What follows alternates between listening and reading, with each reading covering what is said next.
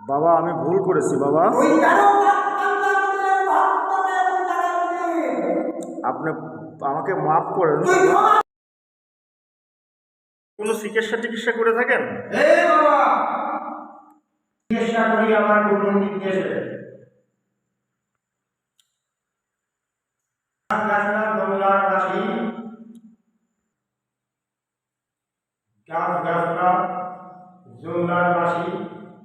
চিনলে কাজী, না চিনলে ভাত রান্না করি। তাই তো বাবা হিকিম সাহেব যষ্টি মধু দিয়ে পায়েস রান্না করে দিল, সে পায়েস মিষ্টি হয়ে গিয়েছিল। করে না। গাছ কখনো বেমানি করে না। তাই তো আমার গুরু নির্দেশে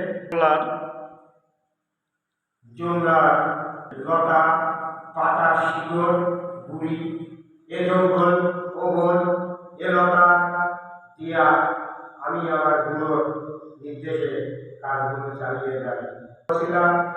লোক ভালো করার মালিক উপর আল্লাহ। আসলে আমাদের হাতে আপনার জিনিসটা দেখতে পাচ্ছি, এই জিনিসটা কি জিনিস?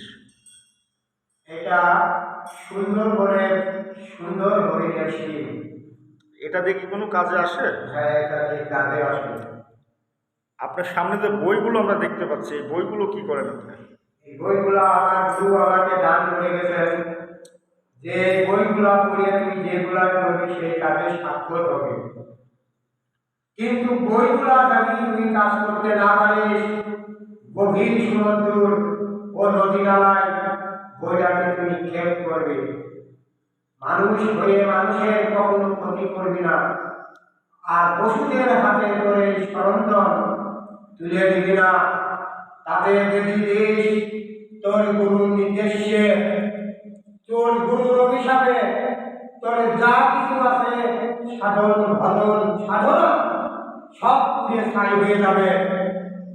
তাই তো আমি আমার গুরুর নির্দেশ আমার পালন করি। আসলে আপনার সামনে যে বাক্সটা দেখতে পাচ্ছি আমরা, এই বাক্সটা আপনি কি কাজে ব্যবহার করেন? আসলে এ বাক্সটা কিন্তু সাধারণ বাক্স না, এই বাক্সটা এই জগতের বাক্স না, এটা রবি রাসুলদের দেশের বাক্স। আমার গুরুর নির্দেশে এই বাক্সগুলো আমার কাছে আমার গুরু দিয়ে গেছে। আপনার গুরুর নাম কি আয়ুব শাহ? আমার গুরুর নাম বাবা আয়ুব শাহ দরবার শরীফ, সীমান্ত বাজার। আচ্ছা, আয়ুব শাহর সাথে কি আপনার সরাসরি কোনোদিন সাক্ষাৎ হয়েছে? জি হয়েছে। কতবার হয়েছে? আমার গুরুর সাথে সাক্ষাৎ